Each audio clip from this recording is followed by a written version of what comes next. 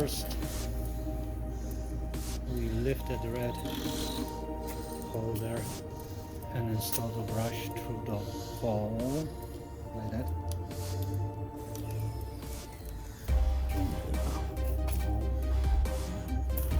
That's coming up. Then You need smaller install the fingers. Yeah. pen. Or the needle nose. The needle nose liar. And just hook it into the pen like that. Nice.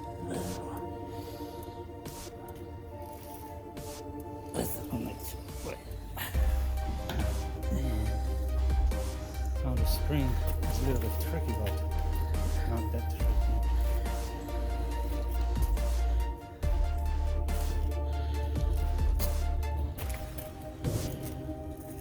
It's exactly like we did first time. Then we just need to cover. You think that's it? Yeah, and now it's Wow. this cover pressing on the spring. Yeah? Exactly.